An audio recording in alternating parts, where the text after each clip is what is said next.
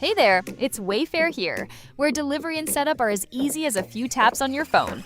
You're relaxing in an old hammock, scrolling Wayfair's app, when you spot it, a brand new patio set. Next thing you know, Wayfair delivers it right to your patio and sets it up. Oh, you need a new grill too? All right, Wayfair's got you covered.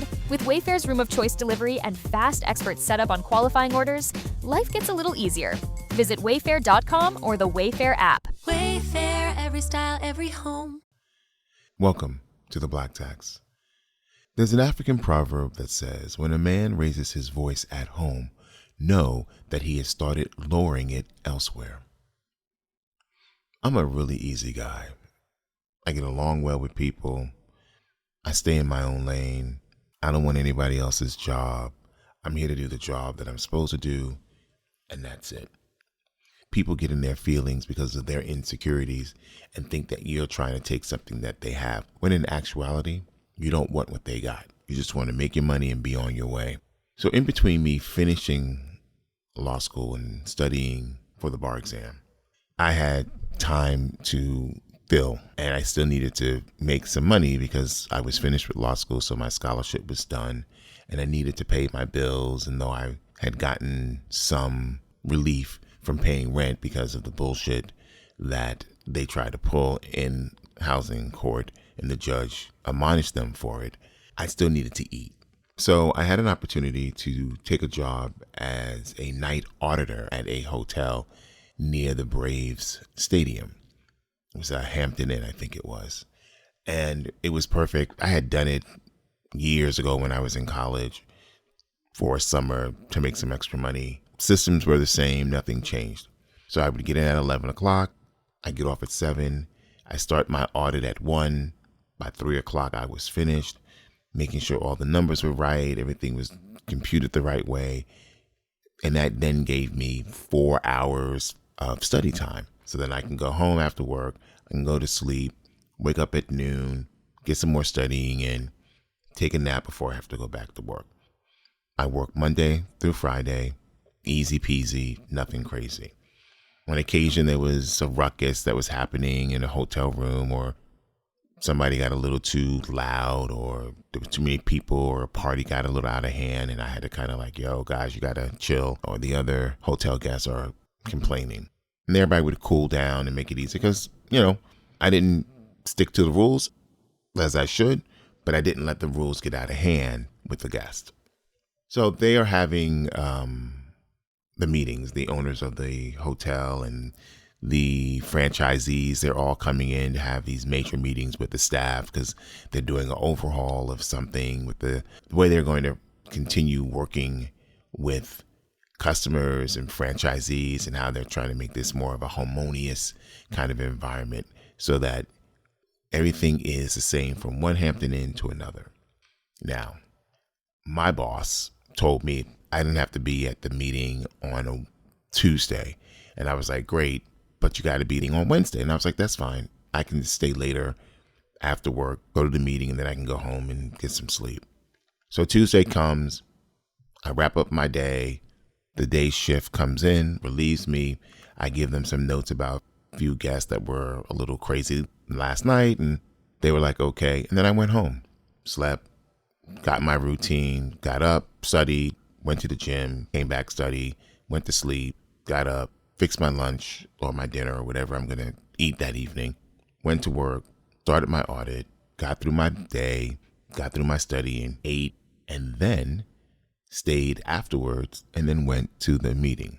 So I'm sitting in the meeting and the other boss comes in and he was like, who the fuck do you think you are? When I tell people to be at a meeting, everybody, that includes you. You're not special.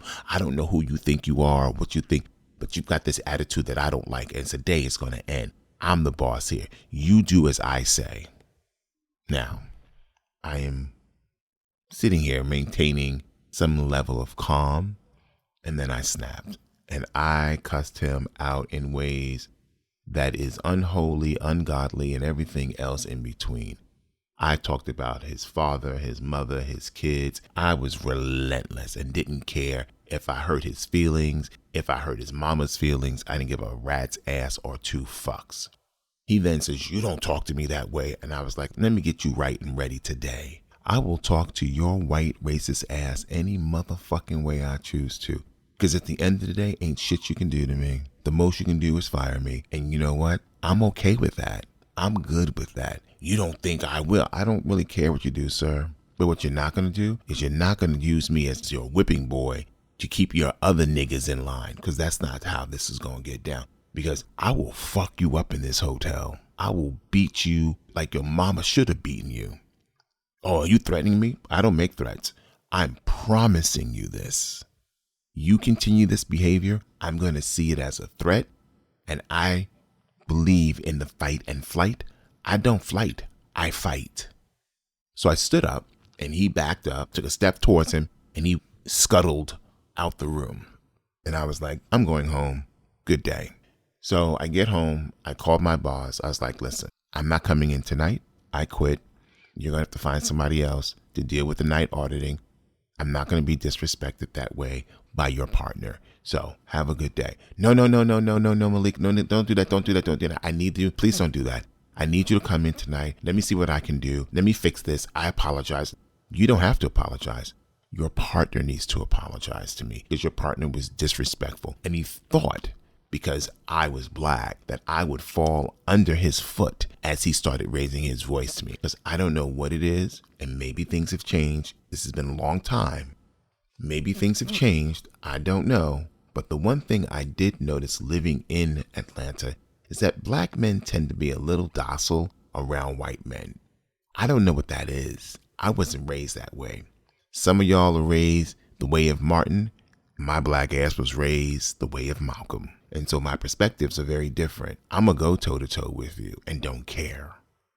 So I go into work that evening. I get the night audit done. My shift is over. I'm about to leave. My boss and his partner comes in. He's like, before you leave, Malik, we have to have a conversation. I was like, cool. So we go in the office and clearly the white man, the partner, told my boss his side of the story, that I attacked him for no reason. I was yelling at him. I was disrespectful the entire time. Never mentioned the way he came into the room. Never mentioned his demands. Did none of those things. I was like, have you talked to the staff? The staff was like, well, it got a little out of hand. I don't really know who started it, but, it was just a lot. And I don't really want to get involved. In other words, they don't want to lose their job. And I was like, okay. So my boss was like, well, maybe I think you both should apologize for your behaviors and then we can move on. And I was like, I'm not apologizing for shit. This motherfucker attempted to use his power to make me succumb to his behavior because he thinks I need this job. I don't need this job. I got enough money saved to get me to June. I'll be okay. Then the white man who was yelling at me, you won't find another job in this city. I'll make sure of that. Okay, that's what you need to do. You should go and do that. In fact, I implore you to go do that. And so my boss was like, why would you want him to do that? Because I'm leaving. I'm leaving this city. I'm never going to live here again. I'm never going to work here again. I'm good. I'm going back to New York. Oh, well, this will follow you to New York. I don't think so. I don't think my new job is really going to care about me being a night auditor at a motel near a baseball stadium. I'm sure they're not going to worry about that. Oh, are you telling me you were going to quit anyway? Yes, I was going to quit, but I was going to quit in August. It's May. I was going to put my 2-week notice in on August 1st. I was going to move on the 18th. You would have had enough time to find somebody to come in, me train them, they get to learn the system, and everything would have been fine. But no, you wanted to spread your wings and show how dominant you were until you got humbled. I grab my things and I leave. I never come back. One of the things about working in corporate America in a white, racist, misogynistic, patriarch society of such is that white men at best are mediocre, try to use their whiteness as a sense of superiority and power, and will disrespect people, especially black people and women, to succumb to their behaviors as acceptable. Most people don't want to rock the boat. Most people have other things they need to be mindful of. They've got to take care of kids, their bills, their parents, especially if you're Gen X right now.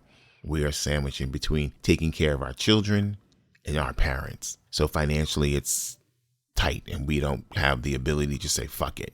So we got to put up with some shit. But when the shit starts and the behavior starts, that's when you're supposed to nip it in the bud.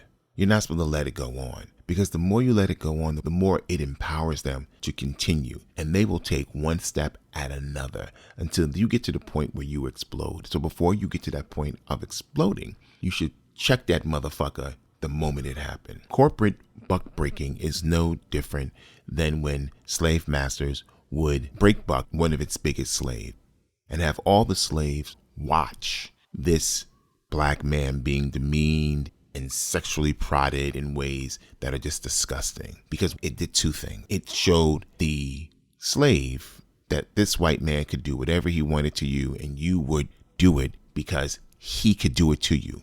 The second thing it taught to you is to stay in line and not do anything that would cause this level of infliction of pain on you. Now, that is extreme. Absolutely. But the only difference is instead of it being a physical buck breaking, it becomes psychological, it becomes mental, it becomes emotional. And what they do is they do it in such a way that everybody around who is of color or a woman, regardless if they are white or black, will see the behavior happening and turn a blind eye to it because they don't want the same experience. And to avoid this level of degrading, they would just have a stiff upper lip. But no, you can't. You have to stop it. You have to say enough is enough, because you will lose yourself when you don't. And the behavior you accepted at first will be the key and the foundation that will allow that behavior to be accepted when it gets worse. Remember, you are working to make money to support your life. You're not there to be abused. You're not there to be talked to in any way they choose to. And you're not the example to be used to set the tone for someone's insecurity and their inability to lead. Buck breaking still happens in America. It's just gotten sophisticated in corporate America. Stay woke. We out.